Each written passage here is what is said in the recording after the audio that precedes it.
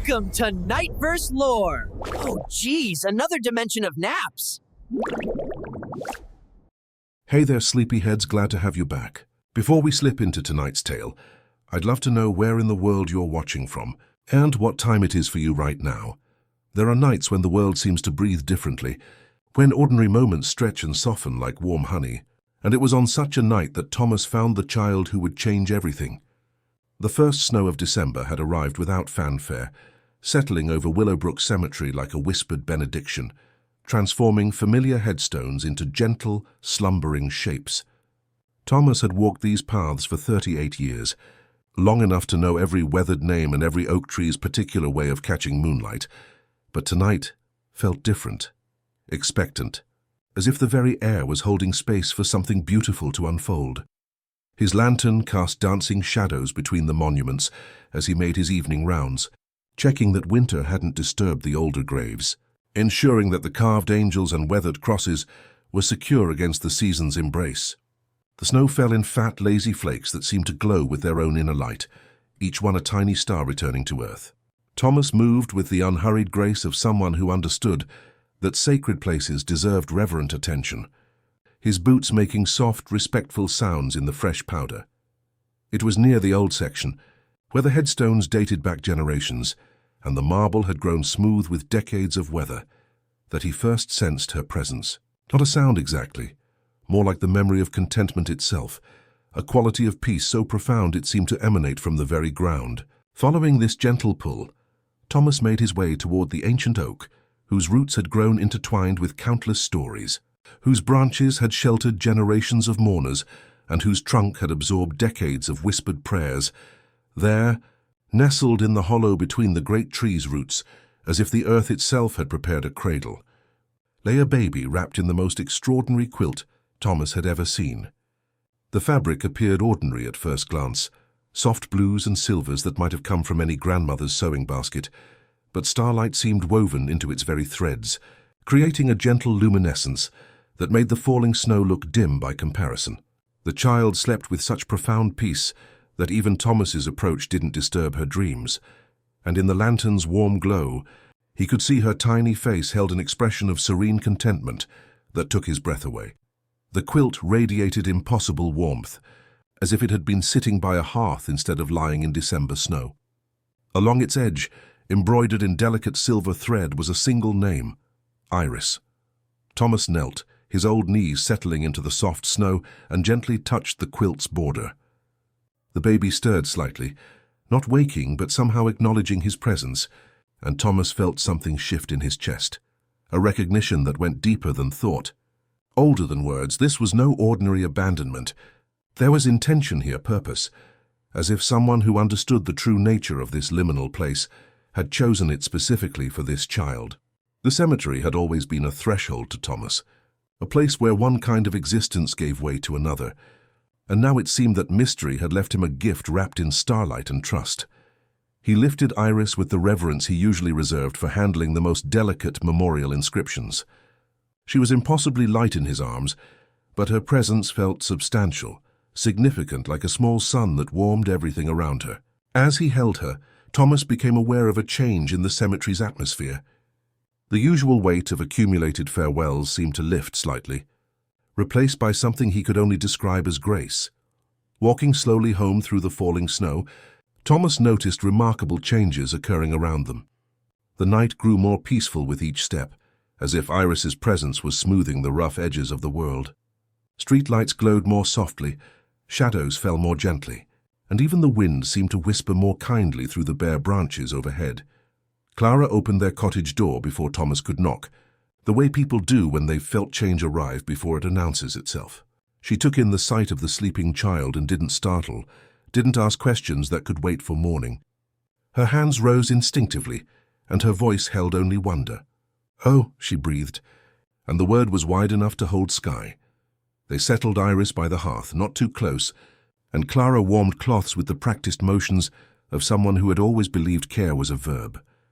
As they watched her sleep, wrapped in that impossible quilt, they began to notice the small, beautiful strangeness that seemed to follow in her wake. The potted chrysanthemums on the mantel, which had been clinging to their final blooms with brittle determination, began to close their petals with unusual grace.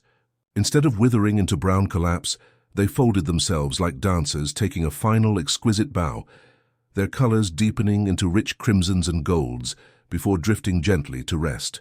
The old house, which usually creaked and sighed with settling timbers, fell into deeper quiet, as if Iris's presence had coaxed it into more peaceful sleep. Even the grandfather clock in the hallway, which had possessed a persistent, nagging tick for years, found a gentler rhythm, its chimes becoming softer, more melodious, like distant church bells calling across summer meadows. Thomas and Clara exchanged a look of quiet understanding. This child was more than a foundling. She was a benediction, a gentle presence that seemed to bring dignity to endings and peace to transitions. They didn't need to understand the mystery completely to recognize the gift they'd been given. Iris, Clara whispered, and the name settled into their home like the last piece of a puzzle they hadn't known they were solving. Outside, snow continued to fall, and somewhere in the distance, a church bell chimed midnight, welcoming the child of gentle endings into a world that had been waiting for her touch. Morning arrived like a gentle exhale, the snow-bright cottage holding its new secret with the quiet contentment of a house that has found its missing piece. Iris woke without crying, her clear eyes taking inventory of the light streaming through Clara's lace curtains, and in that first conscious moment, both Thomas and Clara felt the world settle a little deeper into rightness. The kettle sang its usual morning song, but softer somehow, as if it too understood that louder sounds weren't needed in a home where peace had taken up residence. Clara moved through her morning rituals with unusual grace, her hands finding their way to tasks that seemed to complete themselves more easily than usual. The bread rose with perfect timing, the coffee brewed to exactly the right strength, and the old floorboards that usually announced every footstep learned to whisper instead. Thomas, watching from his chair by the window, noticed how the light seemed to linger longer on surfaces near where Iris lay, as if even the sun wanted to spend more time in her presence. They told the town in the way that important news travels in small places, quietly, person to person, with the understanding that some stories are too precious for casual telling. Mrs. Henley at the post office nodded when Clara mentioned finding a baby, as if she had been expecting exactly this news. The clerk at the county office took one look at the name embroidered on that impossible quilt and signed the adoption papers without the usual bureaucratic hesitation, her pen moving with uncharacteristic smoothness across forms that typically required weeks of processing. As Iris grew from the profound stillness of infancy into the curious mobility of toddlerhood, her gift began to reveal itself in moments so gentle they felt like natural law rather than magic. Clara's kitchen garden, which had always been her pride, began to display endings of unusual beauty. Tomatoes that had reached the end of their season didn't simply rot on the vine, but seemed to offer their final ripeness with ceremonial dignity, their skins glowing with deeper color before releasing themselves to the earth below. The old cat, Whiskers, who had spent his final years in restless discomfort, began seeking out Iris's presence with the instinct of creatures who recognize healing when they encounter it. He would curl beside her cradle for hours, his breathing settling into rhythms of profound contentment, his purr becoming a meditation that seemed to ease not just his own ancient aches but the very air around them. Thomas began carrying Iris with him on his cemetery rounds, her small form secure against his chest in a sling Clara had sewn from fabric that seemed to hold starlight in its weave. Visitors to the cemetery began commenting on the unusual sense of peace they felt while tending their loved ones' graves, how their tears seemed to flow more freely, but also end more naturally, like spring rain that knows exactly when the earth has received enough.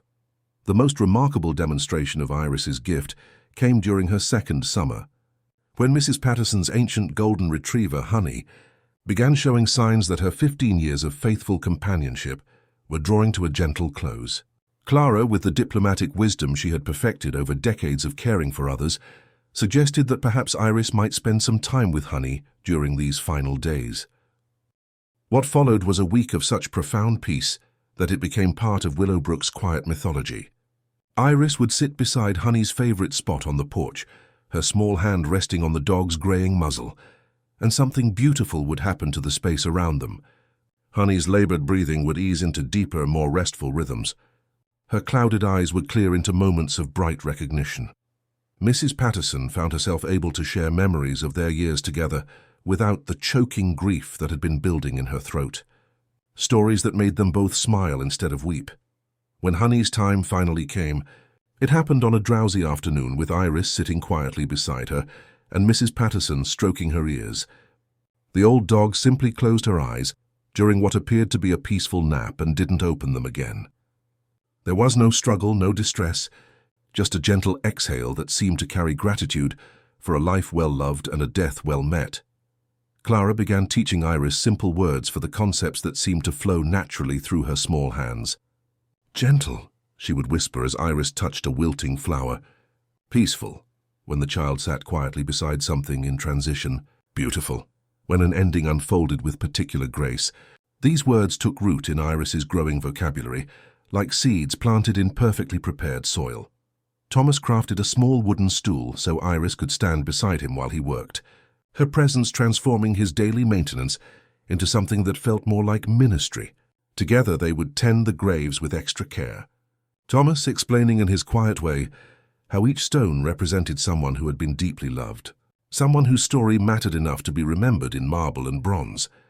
By her 3rd birthday, word of Iris's unusual gift had spread through the community in the way that profound truths travel, not as gossip or sensation, but as quiet recognition passed between people who understand that some mysteries are too sacred to examine too closely. Families began seeking out Thomas and Clara when they faced difficult transitions, not because they expected miracles, but because they sensed that Iris's presence might help them find peace in circumstances that seemed impossible to bear. The child who had arrived wrapped in starlight was becoming a bridge between holding on and letting go, teaching her community that endings could be as beautiful as beginnings when they were met with love instead of fear. In Iris's presence, people discovered they could say goodbye with gratitude rather than only grief, could honor what they were losing while still making space for whatever wanted to grow in its place. She was learning the language of letting go, and in doing so, she was teaching it to everyone around her. The morning of Iris's 7th birthday arrived on a hush, crisp autumn sun reaching through the curtains, painting gold on the faded quilt that once shimmered with starlight. In the kitchen, Clara moved softly, stirring cinnamon and vanilla into the air, humming an old lullaby that seemed to linger as a promise. The house, always sensitive to the weight of important days, held its breath as Thomas called Iris to a quiet breakfast, her chair already warmed by the low sun. There was a secret in Thomas's eyes, a gentle anticipation that made every movement seem deliberate, every smile a little deeper. After toast and tea, he took Iris's hand, calloused and gentle, steady as the ticking of the grandfather clock, and led her to his workshop. The air inside was thick with cedar, old oil, and the memories of 100 small repairs, each one a kindness bestowed upon a world that sometimes fell apart quietly. Dust motes danced in the beams of late morning light, and the shelves were crowded with tools that had learned to wait. On the workbench, hidden beneath a faded cloth, was Thomas's gift. He drew the covering away with the gravity of a magician revealing a true wonder, and there it stood, the Whirly Dirly. It was not a toy in the ordinary sense, but a delicate marvel, 2 slender wooden discs joined by a slender axle, inlaid with thin threads of blue glass and edged with tiny mirrors that caught the light like distant stars. Its surface felt warm, and it seemed to hum softly with the anticipation of being held.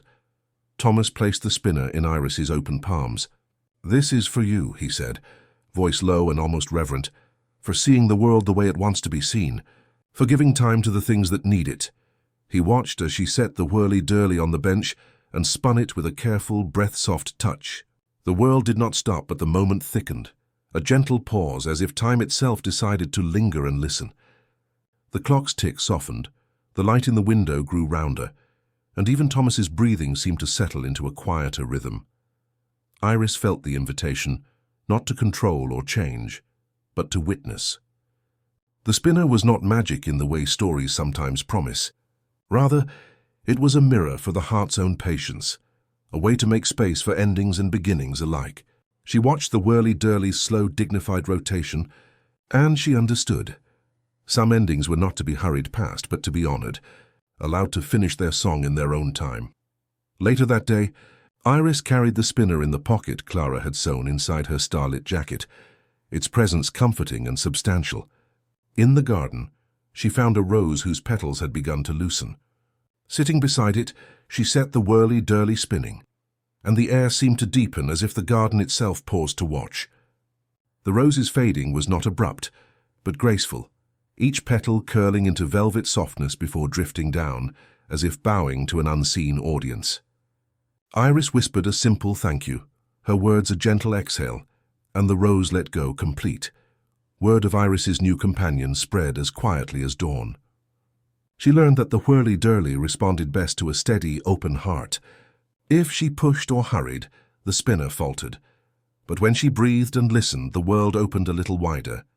She took it with her to visit Mr. Henderson down the lane, whose stories sometimes tangled and faded before their endings. With the spinner turning gently on the table, his memories seemed to find their way home. Tales of riverbanks and first dances, of laughter caught in the long grass. When the story finished, Mr. Henderson smiled. The weight of unfinished memories eased. Clara began to call it the conspiracy of kindness, the secret art of giving endings the time they deserved. Iris found herself drawn to those moments of transition, not to prevent them, but to help them unfold with dignity. She learned that even the smallest moments, like a mayfly's single day or the closing of a window at dusk, deserved to be seen, to be held a little longer in the warmth of attention. The town, too, seemed to shift in rhythm. The church bell paused a breath between its chimes, and no one hurried through the bakery line. People lingered over sandwiches, shared old stories in their entirety, and let goodbyes rest gently on their tongues before speaking them. The Whirly Dirly became a quiet presence in Iris's hands and the hearts of those around her, a small permission slip to wait, to notice, to let things end beautifully. On the evening of her birthday, Clara tucked Iris into bed beneath the starlit quilt and brushed a strand of hair from her forehead. "You don't have to hold every ending," she whispered, her voice as soft as the closing day. "Just the ones that look back when you see them." Iris nodded, already half dreaming. The Whirly Dirly nestled nearby. In the next room, Thomas wound the clock, each turn a gentle echo of Iris's new gift. Outside, the world breathed with her, and somewhere a story paused, waiting for its own perfect, unhurried conclusion. In that gentle space, Iris drifted towards sleep, held by the knowledge that sometimes the greatest gift is not to keep things from ending, but to give them enough time to become complete.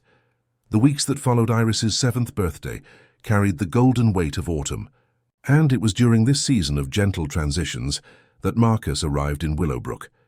He came with his Aunt Beatrice, who had inherited the old bookshop on Main Street from a cousin she'd never met, and he moved through the dusty aisles like someone who had always belonged among stories. The shop smelled of vanilla and aged paper, of narratives that had been loved enough to leave their essence lingering in the air, and Marcus seemed to breathe it in as naturally as other children breathed playground laughter. Clara first noticed him, standing in the bookshop window one Tuesday morning, not looking out at the street but inward, as if he were reading the town itself like an open book. She mentioned him to Iris over their evening tea, describing how he seemed to absorb everything around him with the quiet attention of someone who understood that every detail mattered. Iris listened with the particular focus she reserved for things that felt important, her Whirly Dirly turning slowly in her hands as Clara spoke. Their meeting happened the way the most important encounters do, without fanfare, but with the inevitability of streams finding each other.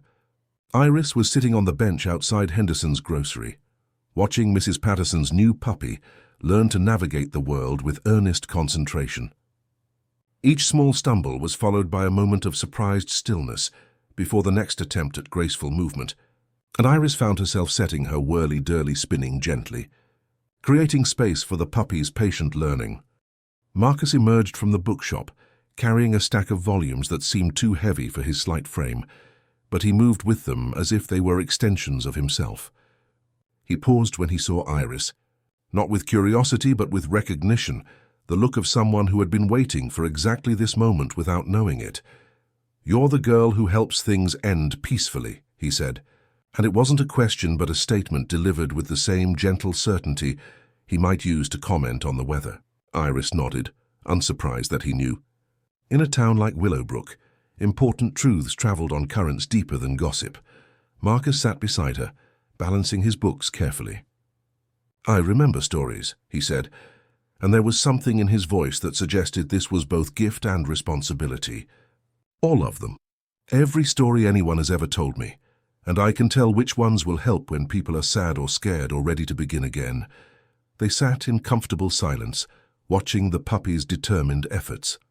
Iris set her Whirly Dirly spinning on the bench between them, and Marcus watched its gentle rotation with the appreciation of someone who understood that some things were meant to be observed rather than explained. "Stories and endings," Marcus said thoughtfully. "They go together, don't they? Every story needs to know how to finish, and every ending needs to remember it's part of something larger." From that afternoon forward, they became partners in the way that complementary souls do, not inseparable, but naturally gravitating toward each other when the world presented situations that required both of their particular gifts. Marcus would arrive at Clara's cottage in the evenings, his worn leather satchel heavy with books, and they would sit by the fire while he shared stories that seemed chosen, specifically for whatever transition Iris had encountered that day.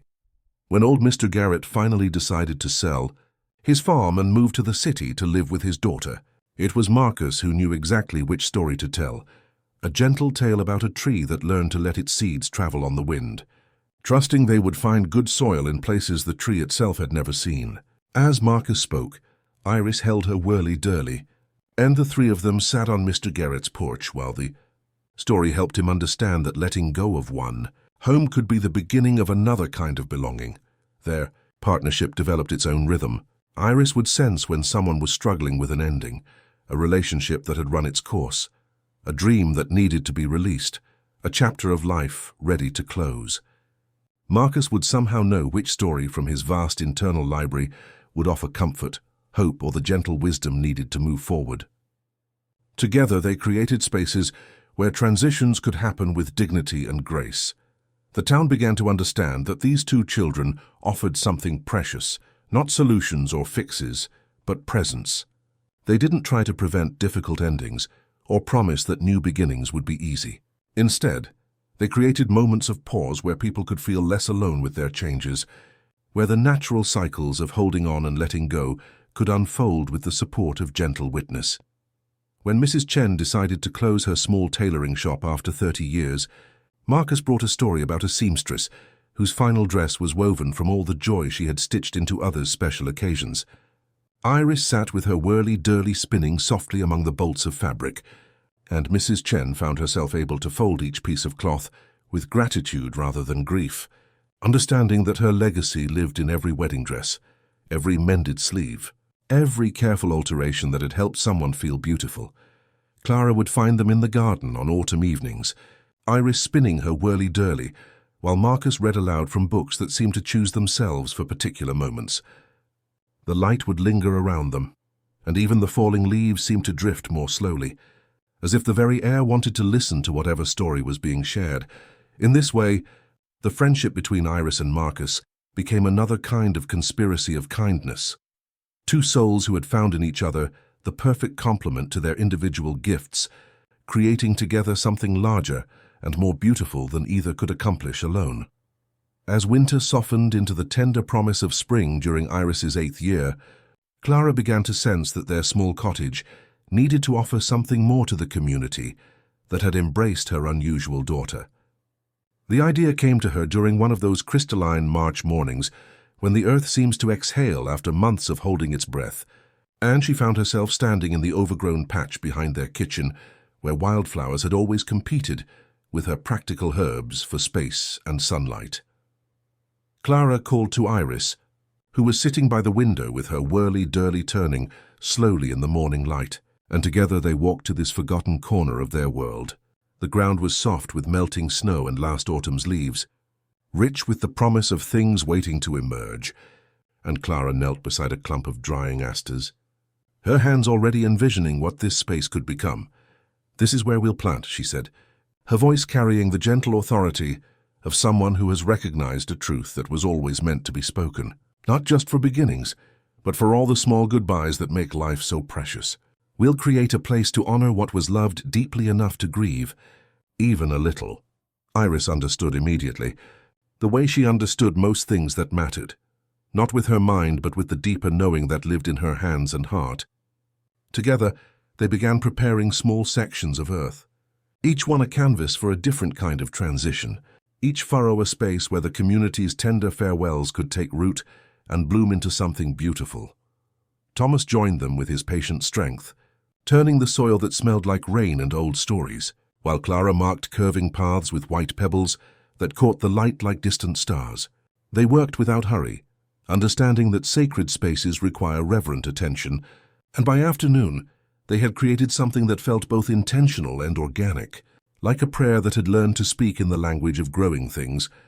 The first planting belonged to Honey, Mrs. Patterson's beloved companion, whose peaceful passing had become part of Willowbrook's quiet mythology. Together they chose Calendula, bright as memories that refused to fade, and tucked the starts into warm soil while Iris set her Whirly Dirly spinning gently on the garden's edge. Mrs. Patterson knelt beside them, whispering thank yous into the earth, and when they finished, the air seemed to taste of orange peel and salt, of gratitude mixed with the sweet sorrow of love that had been complete. Word of the garden spread in the quiet way that meaningful things do in small towns, not as announcement, but as invitation, carried on currents deeper than gossip. People began arriving at dusk when the light softened and the day's urgencies gentled into whispers, bringing small offerings and stories about what they were ready to release with grace. For Mr. Garrett's move from his family farm, they planted windflowers that leaned into every breeze as if listening for the road's next kindness. Marcus arrived that evening with his leather satchel and a story about seeds that ride the sky, finding new ground by trusting the invisible. And as he spoke, Mr. Garrett's shoulders lowered with the relief of someone who had found words for his own brave letting go. Mrs. Chen came with a ribbon of blue thread and shy gratitude, and together they set flax in neat lines that looked like handwriting across the bed. While Clara pressed soil around the delicate stems, Iris turned her Whirly Dirly until the moment found its natural pause, and Mrs. Chen tied her blue thread to a small wooden stake with the gentle ceremony of someone honoring a life's work well done. Clara crafted simple wooden markers, each one sanded smooth and left mostly blank, except for single words that held entire worlds within them. Thanks. Rest. Onward. Home. The garden didn't need to recite facts. It preferred to hold feelings, to create space where emotions could unfold at their own pace, without the pressure of explanation or timeline. Marcus became the garden's unofficial chronicler, arriving each evening to sit cross-legged among the emerging shoots and record not just what was planted, but the stories behind each choice. He discovered that every flower carried meaning, morning glories for Mrs. Patterson's decision to stop waiting for her estranged son to call, lavender for young Tommy Morrison's grief over his dog, sunflowers celebrating Mrs. Chen's embrace of retirement as adventure rather than ending. Iris learned to read this emotional landscape with the same intuitive skills she brought to individual transitions, sensing which plants needed extra attention, not because they struggled to grow, but because the emotions they held required more time to process. The garden became a living library of transitions, each bloom a chapter in the ongoing story of how communities learn to support each other through change. As spring deepened into early summer, the Garden of Small Goodbyes revealed its true nature as an ecosystem where different kinds of grief and release could coexist and nourish each other. The tall delphiniums provided structure for climbing sweet peas, just as Mrs. Patterson's steady presence had helped others find their footing after loss. Ground-covering thyme released its fragrance when stepped upon, offering comfort to anyone who walked the garden's winding paths. Through the long summer evenings, Marcus would read stories that seemed to grow from the garden itself, tales of flowers that bloomed more beautifully because they knew their time was brief, of gardens that taught entire villages about the grace found in impermanence. His voice would mix with the sound of bees working among the blossoms and the gentle whisper of Iris's Whirly Dirly turning in the lavender-scented air. One evening, as moths dusted the air like falling stars, a long, rich note drifted across the hedgerow, Wooden and human and achingly beautiful, Iris lifted her head, recognizing something that lived in the same quiet place her spinner reached when everything slowed and opened. The sound moved through the garden without disturbing it, like a river passing its hand over stones that already knew how to lie still. Clara smiled with the satisfaction of someone whose hope had found its voice at last. Music, she whispered, is another kind of time. The garden breathed as one, and somewhere just beyond the hedgerow, a cello kept its patient promise, preparing to join their conspiracy of kindness. The sound lingered like a ribbon over the hedgerow, and when morning came, it drew Iris toward its source with the same gentle inevitability that had always guided her toward moments that mattered. She found Elena seated on the weathered bench beside the old pond, her cello resting against her shoulder with the familiarity of long partnership, drawing melodies from strings that seemed to understand the language of water and cattails and the soft breathing of dawn. Elena was perhaps 40, with silver threading through dark hair that caught the early light, and when she saw Iris approaching with her Whirly Dirly turning slowly in her palm, she didn't stop playing but simply nodded, as if she had been expecting this meeting since the first note had drifted across the garden. Her music felt like a conversation with the morning itself, phrases that rose and fell like the natural rhythm of breathing, notes that acknowledged both the night's completion and the day's gentle promise. When the piece reached its natural conclusion, Eleanor lowered her bow and smiled with the particular warmth of someone who has just shared something precious. "I'm Elena," she said, her voice carrying traces of distant places and stories yet to be told. "I heard about your garden from Mrs. Patterson. She said there were people here who understood that beautiful endings deserve beautiful music." Iris found herself setting her Whirly Dirly spinning on the bench between them, and Elena watched its gentle rotation with the appreciation of someone who understood that some things were meant to be observed rather than explained. "Music and transitions," Elena said thoughtfully. "They speak the same language, don't they? Both know about crescendos and diminuendos, about the sweetness of arrival and the grace of letting go." Over the following days, Eleanor became a regular presence in their gentle conspiracy of kindness.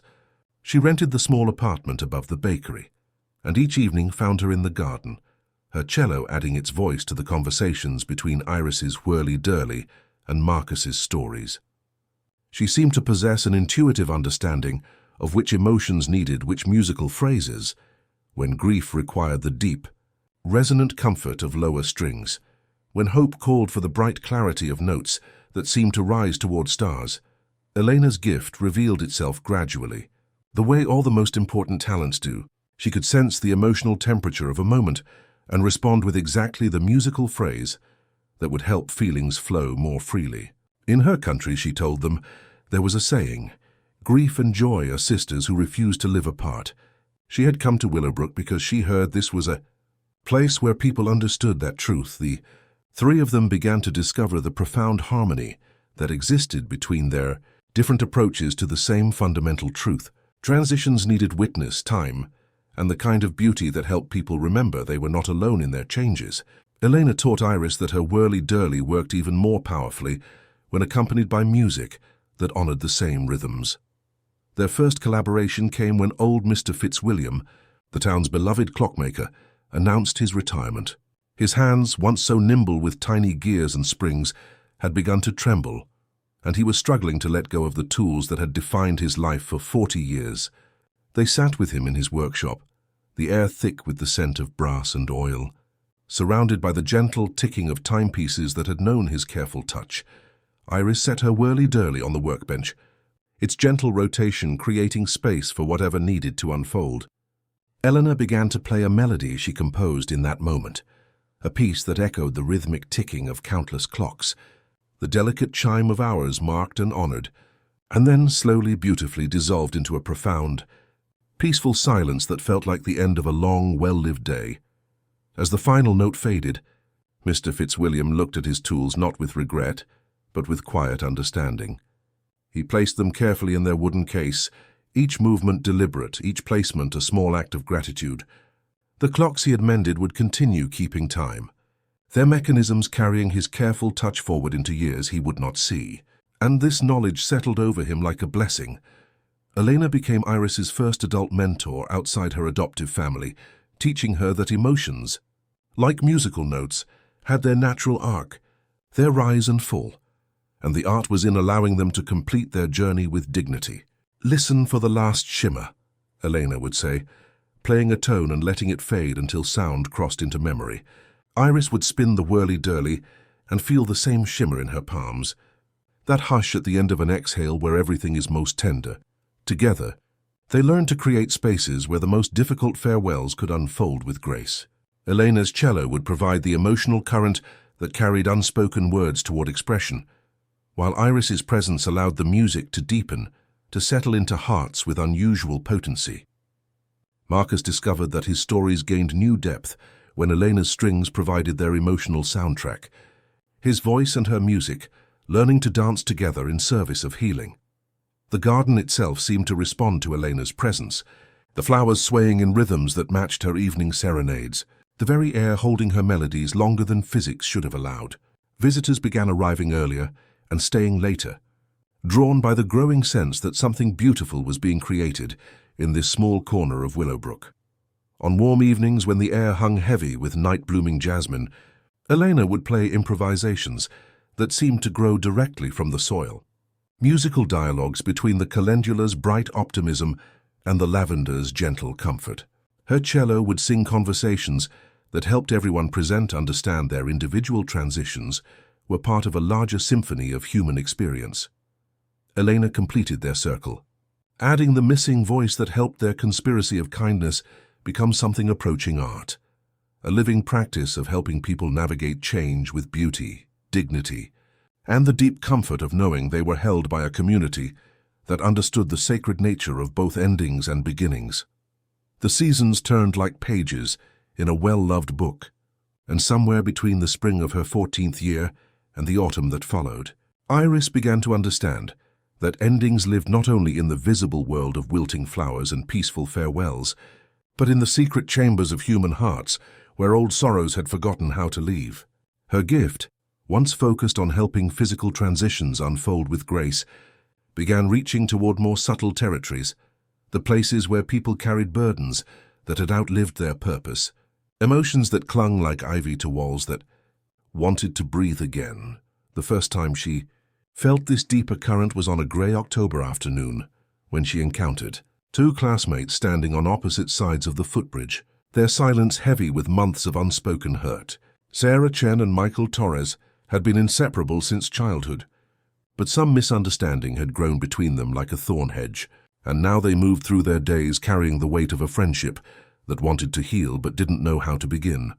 Iris found herself pausing by the bridge's railing, her Whirly Dirly turning slowly in her palm, and she felt something new, not the approach of a physical ending, but the readiness of stubborn pride to finally release its grip. The air around the two teenagers felt tight, like a room where windows had been closed too long, and Iris could sense their hearts calling out across the small distance that had become an ocean of silence. She didn't speak or interfere, simply stood quietly with her spinner creating its gentle rhythm, and gradually the atmosphere began to shift. Michael's shoulders lowered first, then Sarah's chin lifted slightly, and in that moment of softening, something beautiful happened. Michael cleared his throat and said, "I miss talking to you," and Sarah's response came like a door opening after a long winter. "I miss it too." The bridge held them both as they found their way back to each other, and Iris understood that her gift had learned a new language. Elena noticed the change immediately when Iris described the experience during their evening gathering in the garden. "Ah," she said, her bow pausing above the cello strings, "you're learning to hear the music that wants to end so new. Melodies can begin." She played a phrase that seemed to capture exactly what Iris had felt. Notes that acknowledged the beauty of what was being released, and the anticipation of what wanted to emerge. Marcus, now 17 and possessed of a young man's earnest wisdom, began researching stories that addressed these more subtle transitions. He discovered folk tales about healers who helped people release ancient grudges, myths about wise women who could sense when someone was ready to let go of a dream that had become a prison, legends of communities that learn to support each other through the endless small deaths that make growth possible. Together, They began developing a practice that felt both ancient and entirely their own. People started seeking them out, not just for help with death and physical transitions, but for guidance through the complex passages of emotional life. Mrs. Patterson, who had been carrying anger toward her late husband for 20 years, finally found herself able to set down the resentment that had been poisoning her memories of their marriage. With Elena's cello weaving melodies of forgiveness, and Marcus sharing a story about a garden where bitter herbs transformed into healing ones, Iris held space for Mrs. Patterson's heart to release what it had been clutching too tightly. The baker's son, David, had been struggling with his father's expectations, carrying the weight of a future that felt like wearing clothes cut for someone else's body. In the garden's gentle embrace, with Iris's Whirly Dirly spinning slowly on the wooden table and Elena's music acknowledging both duty and dreams, he found the courage to speak his truth, not in rebellion, but in the quiet voice of someone who had learned to honor both love and authenticity. Word of this deeper aspect of Iris's gift spread through the community like morning light, quiet and inevitable. People began making pilgrimages to the garden, drawn by stories of the young woman who could help them find peace with their own capacity for change. They came carrying divorces that needed to happen with kindness, careers that had run their course, versions of themselves they had outgrown but didn't know how to release with grace. Iris realized that her gift was revealing its true nature. She was not preventing endings or controlling them, but helping people recognize when their own emotional seasons were ready to change.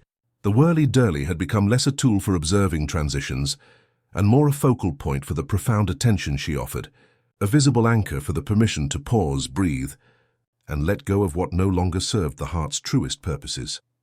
Elena began composing pieces specifically for these sessions, musical landscapes that could hold whatever emotions needed to flow, while Marcus kept a journal of the stories that seemed most helpful for different kinds of transitions. Together they were creating a ministry of presence, a practice of helping people live more fully, by making peace with the endless cycle of holding on and letting go that defines human existence.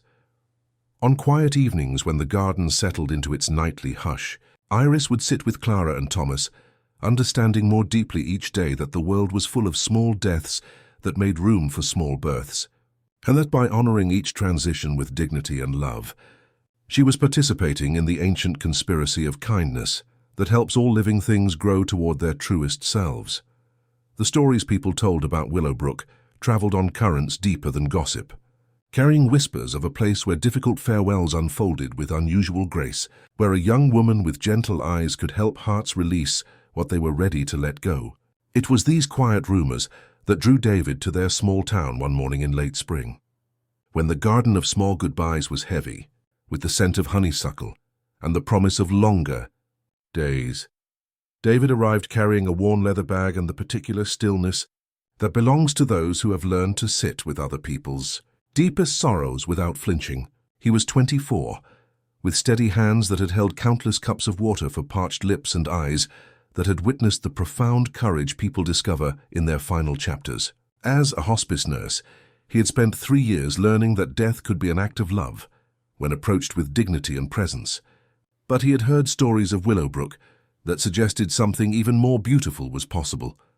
Iris first saw him standing outside the bookshop, his head tilted, as if listening to something beyond the everyday sounds of morning. She was walking to the garden with her Whirly Dirly turning slowly in her palm, and she felt that familiar recognition, not dramatic, but certain as sunrise, that this person's arrival mattered in ways that would unfold gently over time. Their meeting happened naturally, the way important encounters do, when the world conspires to bring the right people together at exactly the right moment. David was reading the small wooden sign outside Henderson's grocery when Iris approached, and when he looked up, his smile carried the warmth of someone who had been hoping to find exactly what he was seeing. "You're Iris," he said, and it wasn't a question but a statement, delivered with quiet certainty. "I've been hearing about your work from families 3 counties over. I'm David. I help people when someone they love is preparing to die, and I came here because I heard there was a place where people understand that endings don't have to be terrible."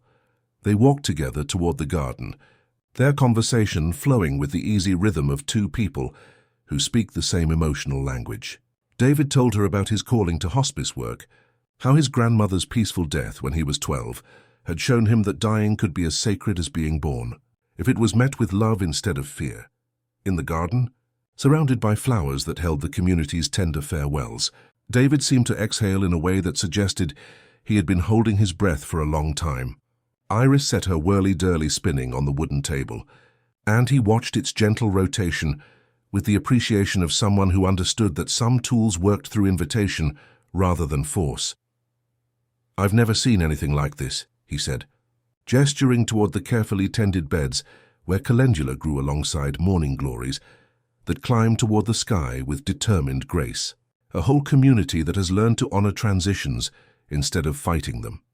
Eleanor arrived as the afternoon light began to slant golden through the leaves, her cello case across her shoulder and recognition bright in her eyes. When she played, David listened with the focused attention of someone who understood that music could be medicine, and when the piece concluded, he said quietly, "That's exactly what people need to hear when they're learning to let go." Marcus joined them for dinner at Clara's table, and the four of them discovered the profound harmony that exists when people who have found their calling recognize each other. David shared stories from his work that were never about death itself, but about the moments of grace that emerged when families learned to approach endings with love, when medical care became an act of honoring dignity rather than simply prolonging time.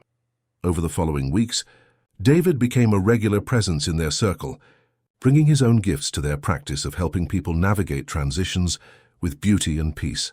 He possessed an intuitive understanding of when someone needed practical support and when they needed emotional presence, when families required information and when they needed permission to simply feel whatever was arising in their hearts. Iris found herself drawn to David's approach to his work. The way he could sit with profound sadness without being overwhelmed by it, how he helped people find meaning in their most difficult experiences without minimizing the reality of loss. He taught her that her gift for sensing when people were ready for transitions could be even more powerful when combined with practical knowledge about how to support families through the actual process of saying goodbye. Their relationship grew slowly, like the perennial flowers in Clara's garden that sent down deep roots before showing their full beauty. They would walk together in the evenings, sharing stories about the families they had helped, the moments of unexpected grace they had witnessed, the ways their separate gifts seemed to strengthen when they worked together. David began extending his planned visit, initially staying a week, then finding reasons to remain through the changing seasons. The local hospital began consulting with him on their end-of-life care practices, and families from neighboring towns started requesting his presence during their most difficult passages. One evening in early autumn, as they sat in the garden watching Elena play for a small gathering of people seeking comfort for various transitions, David took Iris's hand and said, "I think I was meant to find this place, to find you, to learn that the work I've been doing could be part of something even more beautiful." Iris felt the truth of it settling into her heart like a seed finding perfect soil. Their love was growing not from dramatic passion, but from the deep recognition of two people who had found in each other the perfect complement to their individual gifts, creating together something larger and more beautiful than either could accomplish alone. In quiet moments, they began speaking of dreams that felt like memories, rooms with wide windows, chairs that rocked without squeaking, a place where people could come not to be fixed quickly, but to pause long enough to find their own wisdom about whatever transition they were facing. The idea of marriage arrived between them not as a sudden revelation but as a gradual recognition, the way dawn doesn't announce itself but simply becomes undeniable. Through the lengthening days of spring and into early summer, Iris and David found themselves speaking in quiet hypotheticals about rooms with wide windows, about rocking chairs that moved without creaking, about a place where people could pause long, enough to find their own wisdom about whatever transition they were facing. The proposal came on a morning in late June when the garden of small goodbyes was heavy, with the scent of honeysuckle and the promise of longer days. David had been helping Thomas repair the wooden benches, his hands learning the rhythm of careful work. When he paused and looked at Iris with the expression of someone who has just recognized a truth that was always meant to be spoken. "I've been thinking," he said, setting down his sandpaper with the deliberate care he brought to everything important, "about how some transitions are endings and others are beginnings, and how the most beautiful ones are both at the same time." He reached into his jacket and withdrew a small wooden box that Thomas had helped him craft in secret, carved from the same oak that had sheltered Iris on the night she was found. Inside, nestled on a bed of soft velvet, lay a ring that seemed to capture starlight itself, a simple band of silver holding a stone cut with facets that caught the morning sun and threw tiny rainbows across the dew-covered earth. "This isn't about changing anything," David said, his voice carrying the same gentle certainty he brought to families learning to say goodbye. "It's about recognizing what's already true, about giving our love the ceremony it deserves." Iris felt her Whirly Dirly grow warm in her pocket, as if it too understood that this moment was arriving exactly when it was meant to. She looked at the ring and saw not just a promise, but a recognition. Two people who had found in each other the missing piece of their life's work, the perfect harmony between holding on and letting go. The engagement unfolded like everything important in Willowbrook, quietly, naturally, with the understanding that some announcements are too precious for fanfare. Clara wept tears that tasted like gratitude and relief, understanding that Iris had found someone who would honor her gift rather than try to change it. Thomas nodded with the satisfaction of a man who had helped raise a daughter and lived to see her choose love that would strengthen rather than diminish her. Calling. Elena played a piece she composed that very evening, notes that seemed to capture the sweetness of two melodies learning to harmonize, while Marcus began researching stories about partnerships that became greater than the sum of their parts. The garden itself seemed to celebrate, as if the very soil understood that it would soon be tended by two hearts working in perfect rhythm. They chose early autumn for their wedding, the hour just before dusk, when the air tastes faintly of apples and the sky discovers deeper colors. The town prepared without being asked, moving as one body the way starlings wheel. Clara oversaw the preparations with quiet wisdom, stringing delicate lights among the branches of the ancient oak, their soft glow echoing the starlight that had once been woven into Iris's childhood quilt. Thomas built a simple archway from willow branches, while Marcus adorned it with garlands of ivy and late-blooming jasmine. Mrs. Chen measured and murmured, creating a dress that moved like water and didn't mind the shadow of bare feet. The ceremony would take place in Clara's garden, already trained to hold beautiful farewells, now learning the shape of celebration without forgetting its quiet wisdom. On the morning of their wedding, Iris woke before the birds and sat on the edge of her bed, feeling the room listening. She wore the silver ring not as a promise to be perfect, but as permission to be true. Clara helped with the last buttons, her fingers steady with the grace that comes from a lifetime of fastening hope. "You will still be you tomorrow," she whispered into Iris's hair. "That is the loveliest part." The ceremony began not with fanfare, but with the wind finding the chimes. People took their places like a lake accepting geese, without fuss making room. Marcus stepped forward first, a page from his journal in his hand, his voice carrying the ease of a well-told bedtime story. He spoke of two gardeners who met in the season between summer and fall, who learned that tending the spaces between things is its own devotion, one who understood the delicate art of helping things finish their cycle with grace, another who knew the vital work of nurturing new growth after every gentle ending. Elena lifted her bow and gave the air a lullaby that understood joy without leaning on noise. Her music rose like warm light and rested like dusk, acknowledging the beautiful sorrows that had shaped their compassion and the deep, abiding love that now bloomed among them. David's vows were pocket-sized truths about sitting quietly when rooms needed silence, about making sandwiches when grief was hungry. Iris promised attention rather than answers, presence rather than plans. They exchanged rings with the care of passing a sleeping child, and as twilight gathered around their small gathering, Iris and David understood that their marriage was not an ending to their individual journeys, but a profound new beginning, a deeper commitment to the work that had brought them together, creating space where people could navigate life's most tender passages with dignity, presence, and the deep comfort of knowing they were not alone. The dreams they had whispered about in hypotheticals began taking shape with the quiet inevitability of seasons changing. And it was during the gentle weeks following their wedding that Iris and David found themselves walking the edges of Willowbrook with new eyes, searching for the place that would call to them with the same certainty that had brought them together. The cottage that had sheltered Iris's childhood felt suddenly small, not with claustrophobia, but with the sweet pressure of possibility expanding beyond familiar walls. They found it on a morning when October light fell like honey through bare branches. A neat old Victorian house that sat on the gentle rise where Main Street curved toward the countryside, its wraparound porch sagging slightly with patient dignity. The structure was sound but tired, its windows clouded with years of waiting for the right caretakers, and behind the house, mature oaks created natural, gathering spaces while a small creek wandered through the property with the unhurried contentment of water that knows exactly where it belongs. Standing on the front steps with the realtor's key heavy in David's palm, they felt the recognition that goes deeper than sight. Iris set her Whirly Dirly spinning in the morning light, and the house seemed to exhale around them, as if it had been holding its breath for exactly this moment. "This is where people will come to pause," she said simply, and David nodded with the expression of someone who had just found home. The town responded the way communities do when something good is ready to begin, moving as one body the way starlings wheel and turn. Thomas arrived with his toolbox and patient wisdom, reading the house's bones and finding them strong.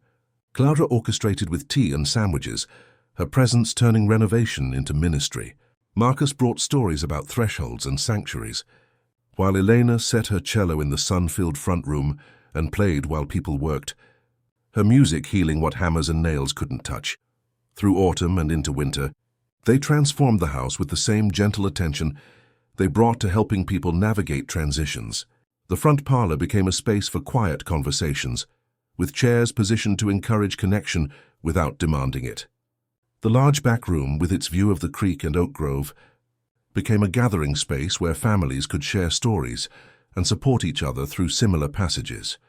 They removed walls that created barriers and added windows that invited light. The kitchen expanded to accommodate the making of countless cups of tea, understanding that sometimes the most healing thing they could offer was the simple dignity of being cared for in small ways. Upstairs bedrooms were furnished simply but warmly, each holding a rocking chair that moved without creaking, positioned near windows that looked toward the garden they were planning for spring. Marcus helped design what they called the story room, a collection of books, music and resources organized not by alphabet, but by the types of transitions they addressed. Grief lived beside hope, endings beside beginnings, with the understanding that people rarely needed just one kind of support during times of change. Elena composed pieces specifically for the house, musical landscapes that could hold whatever emotions needed to flow, while Clara planned a kitchen that could feed both bodies and souls, understanding that nourishment came in many forms. They discovered small rituals the house seemed to request, opening every window at noon for 3 minutes regardless of weather, baking bread on Fridays to let the scent do half their work, leaving a single sandwich on a blue plate near the front door each evening, just in case a hunger arrived that didn't know it was hungry. The name emerged naturally during one of those purple twilights, when Clara leaned against the porch railing and said simply, "It feels like a pause." The word settled into the house like the last piece of a puzzle they hadn't known they were solving. The Pause House. Not a brand, but a truth. Painted on Thomas's hand-carved sign without flourish, the way faithful friends carry secrets, they opened without ceremony. Simply unlocked the door and put the kettle on. The first visitor was a teacher who had survived a difficult year and couldn't stop bracing even in sleep. Iris met her in the front room, and they sat without agenda, while Elena's cello drifted from down the hall like a small cloud choosing a hill. Marcus read quietly from a story about villages that learned to ring bells more gently. And David brought tea with the understanding that some questions didn't require brave answers. The teacher left lighter than she arrived, not fixed but less alone, and in that simple exchange, the Pause House revealed its true nature. People began arriving with their quiet thresholds, couples learning to end marriages without breaking each other, elderly parents ready to write long-postponed letters, nurses stopping by during lunch breaks to sit in chairs that asked for nothing. Iris wove her gift into the ordinary rhythms of the house, sensing when rooms preferred silence or song, when conversations needed to pause 2 sentences earlier than habit would allow. David provided the steady presence that made vulnerability feel safe, while their combined work created something larger than either could accomplish alone, a place where transitions could unfold without pressure, where people found not answers, but the space to discover their own wisdom about whatever passage they were navigating. By spring, the Pause House had become what they had dreamed, a sanctuary where the endless small deaths that make growth possible could happen with dignity, where the conspiracy of kindness they had learned in Clara's garden could serve anyone ready to let go with love and begin again with hope. As the Pause House settled into its 2nd year, Iris began to understand that her gift was part of something far larger than she had ever imagined. A vast, interconnected rhythm that moved through all living things like breath through sleeping bodies. The recognition came gradually, the way dawn arrives without announcement, during the quiet hours she spent walking the property before the day's first visitors arrived, when the world held that particular stillness that exists between night's completion and morning's gentle promise. She entered her 30s quietly, not as a cliff, but as a shoreline, and her Whirly Dirly had worn to a satin sheen beneath her thumb. It seemed to find the same tempo as wind through reeds, and when she spun it now, she felt connected to something ancient and patient, the same force that guided migrating birds toward destinations they had never seen but somehow remembered, the same wisdom that whispered to oak leaves when their time of holding on had transformed into their season of graceful release. Standing in the grove behind the house one October morning, watching the ancient trees prepare for winter's rest, Iris felt the profound recognition that she wasn't separate from these natural rhythms, but a conscious participant in them. The oaks didn't fight their seasonal transitions or mourn their falling leaves. They simply trusted the deeper pattern that promised spring's return after winter's apparent ending. She began to understand that her role was to help the human community align with this same gentle wisdom that guided all living things through their necessary changes. Clara, with her deep roots in Earth's rhythms and her intuitive understanding of cycles, helped Iris articulate these connections during their morning conversations over tea. "The Earth doesn't fight winter," she would say, her hands busy with knitting that seemed to capture the season's own patient rhythm. "It simply gathers itself, trusts the quiet, and waits for spring. We humans, we forget that sometimes. We think every ending is a failure, instead of just another season passing." This deeper understanding began transforming Iris's work at the Pause House in subtle but profound ways. When families arrived struggling with a loved one's terminal diagnosis, she found herself drawing their attention to the way autumn leaves prepared for their release, by first becoming more beautiful than they had ever been, their colors deepening into magnificent golds and crimsons before they danced toward Earth. The metaphor wasn't forced but arose naturally from the recognition that humans participated in the same vast system that helped all living things navigate change with dignity. David noticed the shift in her approach and found his own work deepening in response. His medical training had taught him to see death as failure, but Iris's expanding awareness helped him recognize it as part of a larger pattern of renewal that kept the world vibrant and alive. Together they began helping families understand that their grief wasn't pathology, but participation in the same force that made spring possible after every winter's apparent conclusion. The house itself seemed to respond to this expanded awareness, its rooms developing subtle seasonal personalities that matched the world outside. In spring, the gathering spaces felt charged with possibility, encouraging conversations about new beginnings and fresh starts. Summer brought a quality of abundance that helped people recognize the fullness already present in their lives, even during difficult transitions. Autumn fostered the kind of reflective wisdom that made letting go feel like natural harvest rather than loss, while winter created the deep stillness where seeds of new understanding could germinate in protective darkness. Elena's music evolved as well, her compositions beginning to incorporate the actual sounds of the natural world around them. The whisper of wind through oak leaves, the gentle murmur of creek water over stones, the soft percussion of rain on the roof during evening gatherings. Her cello learned to harmonize with these ambient voices, creating musical landscapes that helped people feel their individual transitions were part of a symphony larger and more beautiful than any single movement. Marcus discovered stories from cultures around the world that understood this connection between human experience and natural cycles, tales of communities that celebrated endings as acts of generosity, making space for new life to emerge. His research revealed that the Pause House was participating in an ancient tradition of helping people align their personal rhythms with the larger patterns that sustained all existence. When someone struggled to let go of a relationship that had run its course, Iris might invite them to sit by the window and watch the creek behind the house, pointing out how the water flowed continuously, always moving, always changing, yet always remaining itself. When a person grieved the loss of a youthful dream, she might share the story of the acorn, which must end its life as a seed to become the mighty oak it was destined to be. Visitors began commenting on the unusual sense of rightness they felt at the Pause House, as if their personal struggles were being held within a context vast enough to contain both sorrow and hope without contradiction. People found themselves able to grieve more fully because they could sense their loss was part of a pattern that ultimately served life's continuation. They could embrace necessary endings because they felt connected to the same force that brought spring after every winter, dawn after every night, new growth after every apparent conclusion. On quiet evenings when the last visitors had departed and the house settled into its nightly rest, Iris and David would walk the property together, feeling themselves part of the vast conspiracy of renewal that kept the world beautiful, despite its constant changes.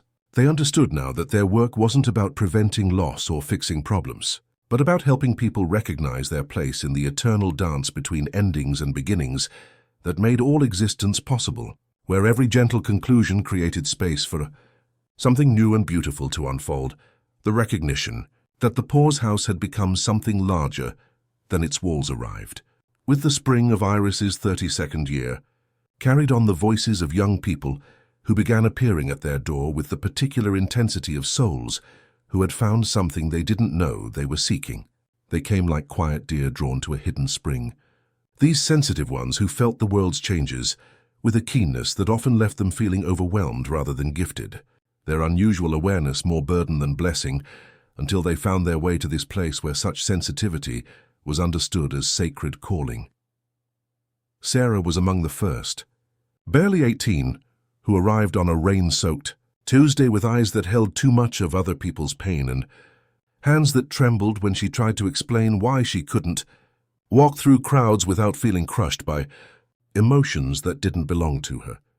She sat in the front parlor with Iris, watching the Whirly Dirly turn slowly in the afternoon light, and for the first time in years found words for the overwhelming awareness that made ordinary life feel impossible. "I feel everything ending," Sarah whispered, her voice barely audible above the gentle sound of rain on windows. "Every conversation that's dying, every marriage that's breaking, every person who's giving up on their dreams. It's like I can hear the whole world saying goodbye, and I don't know how to make it stop." Iris recognized something familiar in Sarah's description, the same sensitivity that had once overwhelmed her as a child before Clara and Thomas helped her understand it as calling rather than curse. She shared her own story quietly, explaining how she had learned to work with her gift rather than against it, how the overwhelming awareness of endings could become a profound tool for helping others navigate change with grace. Others followed in the weeks that came after. Nora arrived next, thoughtful at 16, all long sleeves and steady eyes who could hear where sentences bent under their own weight, where someone said they were fine, but the air sagged with the effort. Jamal came from the bakery, smelling faintly of cinnamon, and carrying a gift for the ordinary holy. Hands that could fold blankets so neatly that grief softened at the edges. A presence that remembered water when people were bracing, sandwiches when sorrow was hungry. Then came Lark, small and bright at 12, who found her way in by drawing maps no one had asked for. On scraps of paper salvaged from the story room, she sketched the rooms of feeling as if they were familiar towns. A kitchen called Comfort, a footbridge named after, a meadow labeled Not Yet. People would point at a path with their fingers and nod, relieved to see that their invisible landscapes could be seen without judgment, Thomas, with his patient hands, began crafting whirly dirlies from smooth river stones and polished wood for each young visitor, understanding that they needed their own tools for learning to pause, to create space for whatever wanted to unfold. Iris taught them to watch how light left the day, not in a rush but with slow, deliberate turning, and to feel how the air held that moment between sun and stars. Elena played for them compositions that seemed to capture the overwhelming beauty of feeling too deeply, music that acknowledged the profound courage required to remain open in a world that often rewarded emotional numbness. Her cello taught them the difference between consolation that smothers and music that gives breath, how a low sustained note could hold a trembling voice steady while a brief lift in melody could invite courage without demanding it. Marcus brought stories like lanterns, opening books to tales of fishermen who learned when to head for shore, and the apprentices would understand these were really about knowing the difference between endurance and harm. He emphasized that their role was not to prevent loss or change, but to help these natural processes happen with as much grace and dignity as possible, to be gentle witnesses to life's unfolding. David taught them the importance of presence, how to sit with someone in their vulnerability without trying to fix them, how to offer comfort without judgment. Sometimes, he would say, the most profound kindness is just to be there, to hold the space and trust that people carry their own wisdom within them. They practiced in small ways around Willowbrook first. Nora learned to listen until apologies arrived on their own. Jamal discovered that sometimes the answer was soup, served with the understanding that nourishment came in many forms. Lark drew new maps that made a widower laugh for the first time since his wife's service, because the path led through a sandwich shop and a library card. The real test came when a hospice nurse from a neighboring town called about Mr. Alvarez, who had asked for someone who understood gentle endings without hurry. David took Nora and Jamal with him, and they walked into the room as if entering a chapel built of blankets and breath. Nora noticed how Mr. Alvarez's wife smoothed the sheet with worry, and she placed her hand nearby, not on top, the way you hold a door for someone still deciding whether to walk through.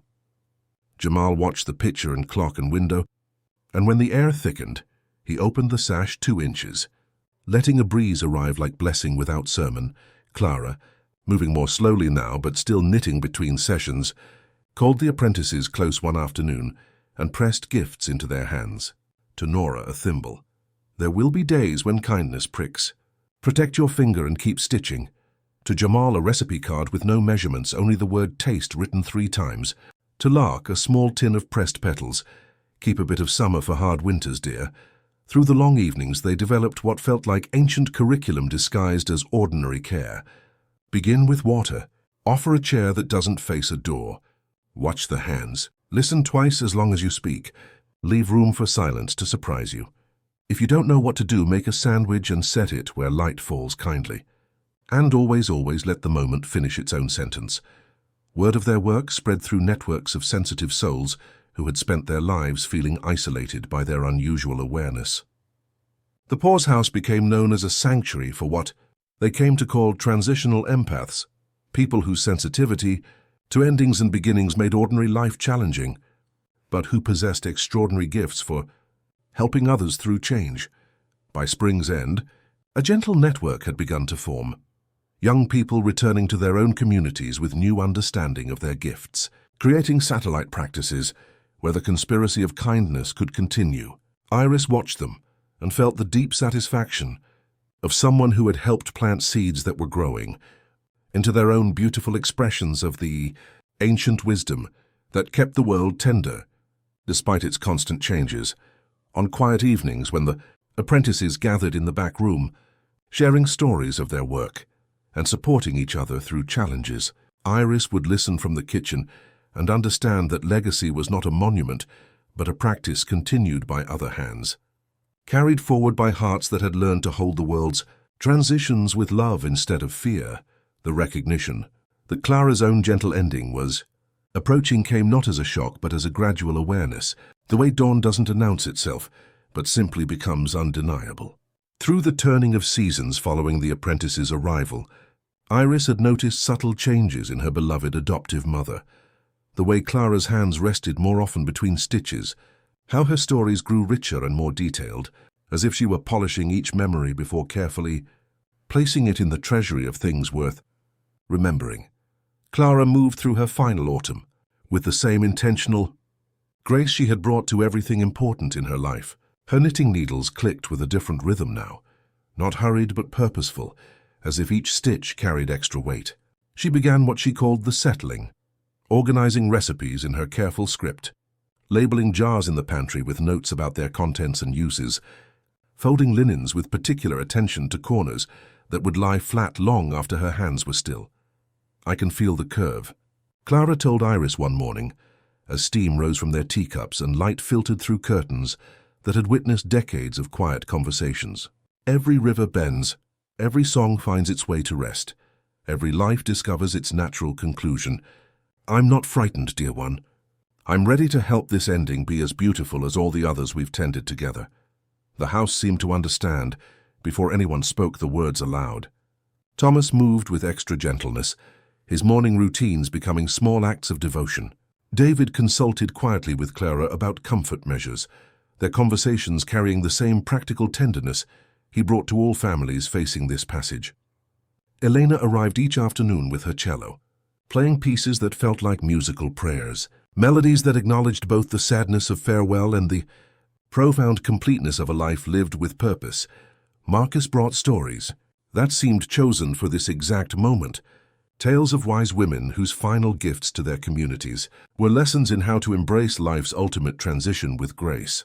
He read about grandmothers who taught entire villages that death was not the opposite of life, but its culmination, the moment when all of love's lessons reached their perfect expression. The apprentices gathered around Clara's bedside, like students attending their most important class.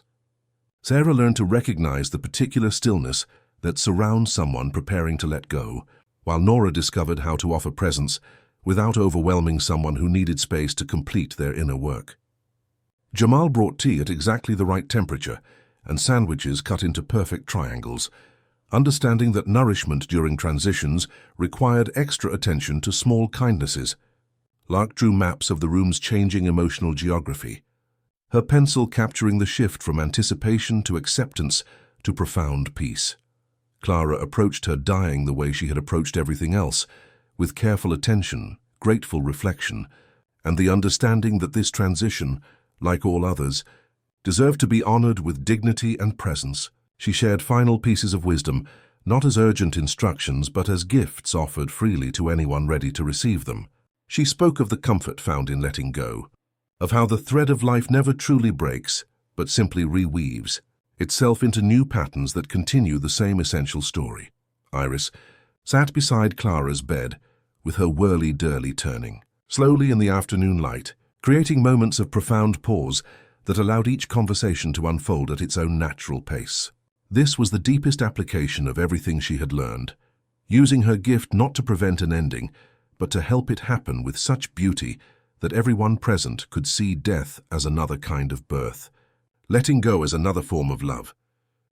When Clara's breathing began to slow and soften, the room filled with the kind of sacred attention usually reserved for newborns or first snowfall. Eleanor's cello provided a gentle soundtrack of gratitude and release, while Thomas held his wife's hand with the steady presence of someone who had loved faithfully for 60 years. David monitored Clara's comfort with professional skill, wrapped in profound tenderness, ensuring that her body's needs were met so her spirit could focus on the work of graceful departure. Clara's final words were whispered to Iris with the clarity that sometimes comes in life's most important moments. "You were always meant to help people find peace with change, my dear. Keep teaching them that endings can be as sacred as beginnings when they're met with love instead of fear." Her last breath came on a quiet Tuesday morning when snow was just beginning to dust the windows, arriving as naturally as the completion of a long, satisfying day. There was no struggle, no distress, just a gentle release that seemed to carry gratitude for a life well loved and a death well met. The room remained filled with profound peace, the kind of stillness that comes when something beautiful has been completed exactly as it was meant to be.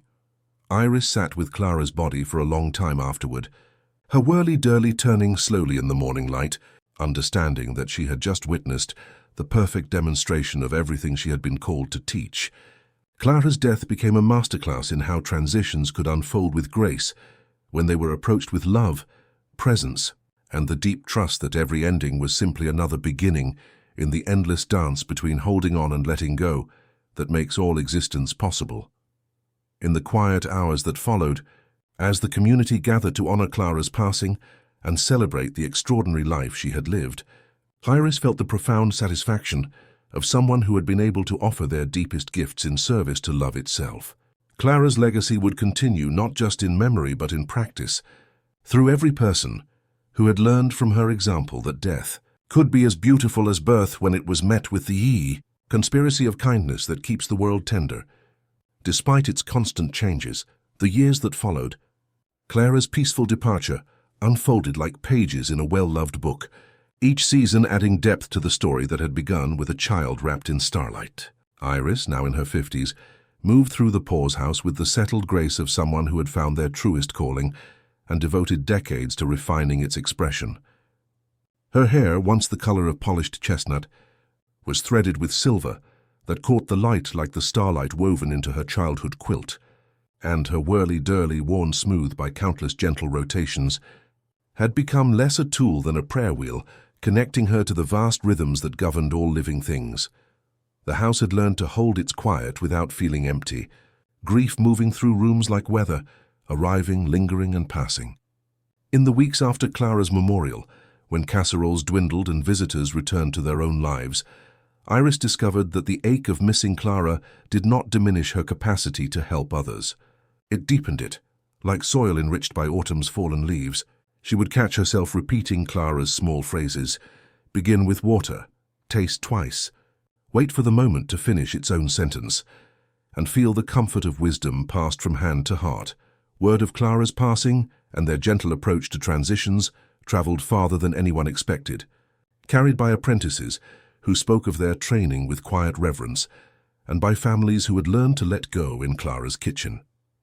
Letters began arriving in steady bundles, notes from towns wanting to grow their own places of pause, from hospitals wondering how to make goodbyes less frightening, from librarians asking for book lists that felt like extended hands rather than academic requirements. Marcus, understanding that their accumulated wisdom needed to travel beyond their presence, began shaping these insights into something that could reach distant hearts. Working in the afternoons while Elena played in the next room, he crafted a book that moved like conversation, pausing where readers needed breath and offering gentle prompts the way Clara used to slide tea toward shaking hands. He called it The Conspiracy of Kindness, a gentle guide to life's transitions, and though it never sought bestseller lists, it found its way into the hands of those who needed it most. Passed from heart to heart like a treasured secret, the first printing surprised everyone, not because it sold quickly, though it did, but because readers sent back stories of rooms becoming kinder in places none of them had ever visited. An oncology ward in a distant city started baking bread on Fridays, filling corridors with the scent of comfort. A small church learned to ring its bell like a lullaby at sunset. A school counselor kept a basket of sandwiches for afternoons when sorrow arrived hungry and unannounced. The book carried their philosophy far beyond Willowbrook's gentle valley, touching souls in bustling cities and remote hamlets alike. The pause house began receiving invitations that felt less like requests and more like wind-tapping windows, and over the following years, Iris occasionally traveled with David and an apprentice or two, visiting communities ready to grow their own versions of tenderness. They carried only what belonged to the work: stories, Elena's cello on loan when she stayed behind, a small suitcase of Riverstone Whirly Dirlies Thomas had crafted, and the habit of listening before planning. In a coastal town where fog stitched mornings together, they helped a clinic create a room with chairs that didn't face doors and shelves of mugs that remembered hands. In a prairie city, volunteers learned to bring music to stairwells because sometimes endings happened between floors. The apprentices had grown into practitioners themselves, their unusual sensitivities transformed into sacred callings. Sarah returned to her hometown and established a similar practice, while Nora worked with families facing divorce, helping marriages end with dignity rather than devastation. Jamal had become a specialist in helping elderly people prepare for their final transitions, and Lark's emotional maps had become legendary among social workers for their ability to help people visualize landscapes that had previously felt impossible to navigate. Elena, now in her 70s but still playing with youthful passion, had established what she called musical vigils, evening gatherings where her cello provided soundtrack for whatever transitions community members were facing. Her compositions had been recorded and were being used in hospices and healing centers around the country, offering music that could hold both sorrow and hope without contradiction. David continued his hospice work with the deep satisfaction of someone who had found perfect alignment between calling and practice, his approach influencing an entire generation of healthcare workers who learned that medical care could honor dignity rather than simply prolong time. Thomas, moving more slowly but still crafting whirly dirlies with patient precision, had become something of a legend, with people traveling hundreds of miles to receive one of his hand-carved spinners. The Garden of Small Goodbyes had matured into something that seemed to exist partially outside ordinary time, its pathways worn smooth by thousands of visitors seeking peace with their own transitions. Academic researchers had begun studying what they called the Willowbrook model, documenting how their practices reduced anxiety in surrounding communities while improving outcomes for families facing loss. But for Iris, the true measure of their success lived in quieter moments. Letters from women whose mothers had died peacefully after receiving their support. Visits from men who had learned to end marriages with kindness rather than bitterness. Young people who discovered their overwhelming sensitivity was actually a profound gift the world desperately needed. On evening walks through property that had become sacred ground, Iris understood that she had been part of something far larger than any individual life. A gentle revolution, helping entire communities remember that transitions could be sacred when approached with love, presence, and the deep understanding that every ending was simply another beginning in the endless dance that keeps all existence beautiful despite its constant changes. The evening of Iris's 70th birthday settled over Willowbrook. Like a gentle benediction, the air thick with the scent of late-blooming jasmine and the promise of deeper rest. She sat on the worn wooden bench in Clara's garden, the same spot where she had first met Marcus decades ago, where Elena's cello had first sung its healing songs into the twilight air.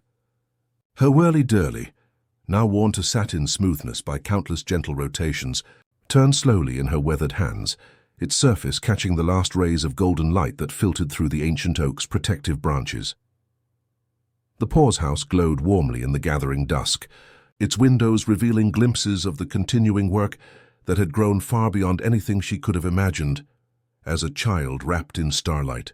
Through the years, their quiet practice had evolved into something that touched lives across continents, carried forward by apprentices who had learned to sit with transitions as sacred work and communities that had discovered the profound healing possible when endings were met with love rather than fear. Marcus's book, The Conspiracy of Kindness, now in its 7th printing, had become a gentle beacon guiding countless souls toward their own understanding of graceful transitions. Letters arrived weekly from readers sharing stories of how the simple practices outlined in its pages had transformed their approach to change, hospitals that had learned to make goodbyes less frightening, families who had discovered how to end marriages with dignity rather than devastation, individuals who had found the courage to release dreams that had become prisons rather than inspirations. Elena, now in her 80s but still playing with remarkable passion, continued her evening concerts in the front room, her cello weaving melodies that seemed to emerge directly from the emotional landscape of whoever needed comfort. Her compositions were being used in healing centers worldwide, offering music that could hold both sorrow and hope without contradiction, teaching listeners that grief and joy were indeed sisters who refused to live apart. David moved through his hospice work with the deep satisfaction of someone whose calling had found perfect expression, his approach influencing an entire generation of healthcare workers who learned that medical care could honor dignity rather than simply prolong time. Together, he and Iris had created something that transcended their individual gifts, a living practice of helping people navigate life's most tender passages with beauty, presence, and the profound comfort of knowing they were not alone in their changes. The apprentices had grown into master practitioners themselves, establishing similar sanctuaries in distant communities while maintaining connection to the source of their training. Sarah worked with families facing sudden loss, Nora specialized in helping people navigate the complex emotions of necessary endings. Jamal had become renowned for his ability to help elderly individuals prepare for their final transitions with grace. And Lark's emotional maps were being used by counselors worldwide to help people visualize landscapes that had previously felt impossible to navigate. Thomas, now 93 and moving with careful deliberation, still crafted Whirly Dirlies in his workshop, each one a small masterpiece of patience and precision. People traveled hundreds of miles to receive one of his hand-carved spinners, understanding that they were receiving not just a tool, but a tangible connection to the wisdom that had grown in this small corner of the world. As fireflies began their evening dance among the tall delphiniums, Iris felt the profound satisfaction of someone who had discovered their truest purpose and spent a lifetime refining its expression. The garden held the community's tender farewells in its carefully tended beds, each bloom a testament to the understanding that loss and love were not opposites but partners in the endless dance that kept all existence beautiful despite its constant changes. The Whirly Dirly slowed in her palm, its gentle rotation connecting her to the eternal rhythm she had learned to recognize in everything. The turning of seasons, the cycle of breath, the endless pattern of endings that made space for beginnings. She understood finally that she had been part of an infinite conspiracy, not of death as the old stories might suggest, but of love-making room, clearing tables, smoothing pillows, opening windows, waiting kindly for whatever wanted to emerge. Every ending she had helped make peaceful, had created space for new beginnings. Every goodbye she had helped someone say with grace had made room for fresh hellos. Every transition she had witnessed with presence and compassion had added to the vast treasury of wisdom that helps all living things navigate change with dignity and hope.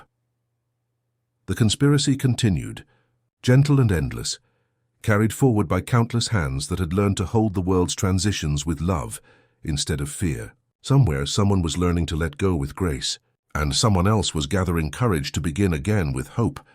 And in that eternal dance between holding on and letting go, Iris recognized the true meaning of endless death, not termination but transformation, the infinite small conclusions that made infinite small beginnings possible. And with that recognition, she stretched her awareness into the stars above, understanding that she had always been part of something achingly, beautifully precious, and somewhere she would always be there, spinning gently in the eternal pause between what was ending and what was ready to begin. Thanks for spending this time with us. Sleep well. Everything's going to be okay, man.